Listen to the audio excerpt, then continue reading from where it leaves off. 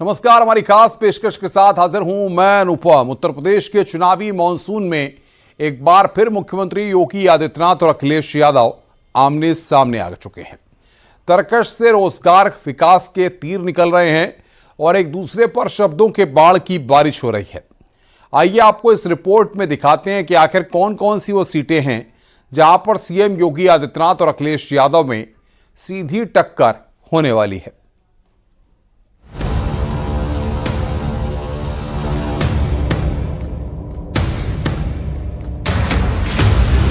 उपचुनाव के दंगल में सीएम योगी और अखिलेश यादव एक बार फिर आमने सामने हैं।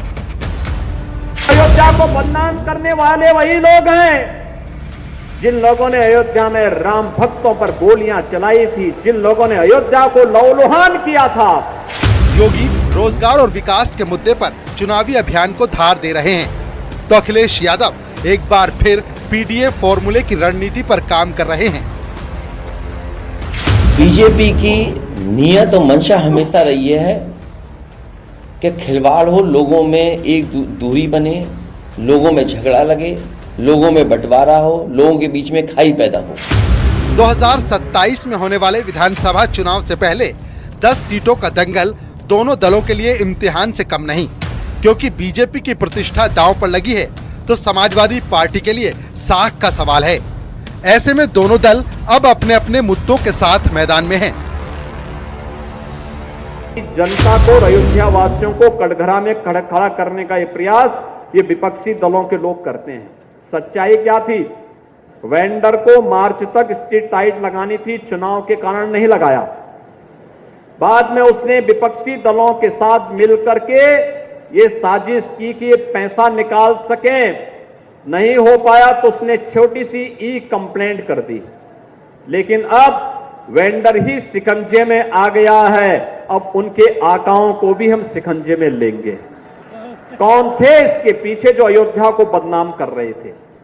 और ये अयोध्या को बदनाम करने वाले वही लोग हैं जिन लोगों ने अयोध्या में राम भक्तों पर गोलियां चलाई थी, जिन लोगों ने अयोध्या को लहूलुहान किया था। सीएम योगी एक दिन पहले कटहरी में थे तो आज अयोध्या के मिल्कीपुर में, जहां उन्होंने रोजगार और विकास का संदेश दिया, तो दूसरी तरफ अखिलेश यादव भी पूर्वांचल में अपनी रणनीति के साथ आगे बढ़ रहे हैं। मैं आजमगढ़ के लोगों को बधाई देता हूं और आजमगढ़ को कभी हम लोगों ने विकास में पीछे नहीं रखा है। आने वाले समय में जब सरकार बनेगी तो आप आजमगढ़ को देखेंगे जिस तरीके से लखनऊ में या प्रदेश में और जगह विकास होता है, उससे भी आगे बढ़कर के आजमगढ़ और आसपास विकास कराने का काम करेंगे। बिजली की सुविधा हो, अस्पताल की सुविधा हो, शिक्षा की सुविधा हो और सड़कों की भी सुविधा देंगे। दरअसल उत्तर प्रदेश में 10 सीटों पर विधानसभा उपचुनाव होने हैं। ऐसे में पूर्वांचल में उपचुनाव की 4 सीटें हैं। इन सीटों को जीतने की कोशिश में भारतीय जनता पार्टी और समाजवादी पार्टी जुटी हुई है।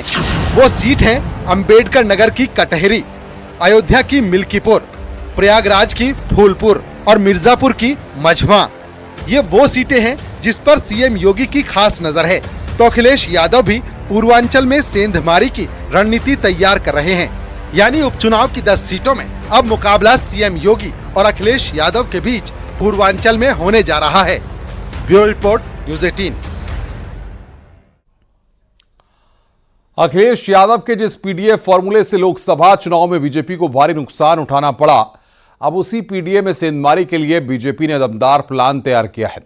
इस बार 1.5 करोड़ नए सदस्य को बीजेपी पार्टी से जोड़ने जा रही है, जिसमें ज्यादातर पिछड़ा और दलित वर्ग से होंगे। यानी उपचुनाव के रास्ते बीजेपी विधानसभा चुनाव के लिए अभी से रणनीति में जुट चुकी है।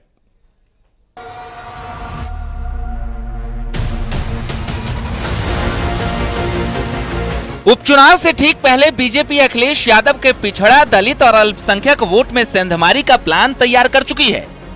बीजेपी अब उस प्लान पर काम कर रही है जिसमें ज्यादा से ज्यादा ओबीसी और दलित वर्ग को पार्टी से जोड़ा जा सके, और इसके लिए अब पूरे प्रदेश में सदस्यता अभियान चलाया जाएगा। 403 विधानसभा क्षेत्र में सदस्यता अभियान चलेगा। दलित ओबीसी वर्ग के वोटर सदस्य बनेंगे। 1.5 करोड़ नए सदस्य बनाने का प्लान है। हर विधानसभा में 50,000 से ज्यादा नए वोटर जुड़ेंगे।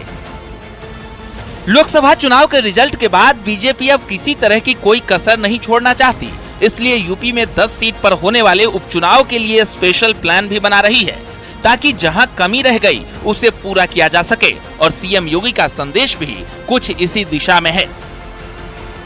तो मोदी जी ने कहा कि मेरे लिए तो देश में केवल 4 जातियां हैं। 4 जाति को उन्होंने ज्ञान के रूप में कहा। ये भारत का मूल है और इसके सशक्तिकरण के लिए हमें कार्य करना है। इसमें उन्होंने कहा, एक है गरीब की, दूसरा है अन्नदाता किसान की, तीसरा है युवा की और चौथी जाति है आधी आबादी नारी की। यही 4 जातियां हैं। लोकसभा चुनाव में विपक्ष के पीडीए कार्ड ने यूपी में बीजेपी को काफी नुकसान पहुंचाया। बीजेपी अब विपक्ष के पीडीए कार्ड की तलाश में जुटी है। यही वजह है कि बीजेपी अब पिछड़े और दलितों को पार्टी के पक्ष में एकजुट करने का नया लक्ष्य साधने में जुटी है। लेकिन बीजेपी के इस प्लान को जमीन पर उतारने से पहले अखिलेश यादव ने आरक्षण का मुद्दा उठा दिया है, ताकि पिछड़ा दलित वोट बैंक में बिखराव न हो सके। बीजेपी की नियत और मंशा हमेशा रही है कि खिलवाड़ हो, लोगों में एक दूरी बने, लोगों में झगड़ा लगे, लोगों में बंटवारा हो, लोगों के बीच में खाई पैदा हो। सबसे पहले जब मेरिट से भर्ती पुलिस की हुई थी, उस समय जो परिणाम बना था वो पहले जो व्यवस्था थी आरक्षण की, उसके तहत बना था। पूरा रिजल्ट बना हुआ कोर्ट में रखा था, क्योंकि हमारी सरकार नहीं बनी समाजवादियों की और बीजेपी की सरकार आ गई। उस समय तक ये फैसला आ गया था कि जो पिछड़े और दलित के लोग हैं उनको अपनी कैटेगरी में रखना पड़ेगा, उस कैटेगरी से बाहर नहीं जा सकते हैं।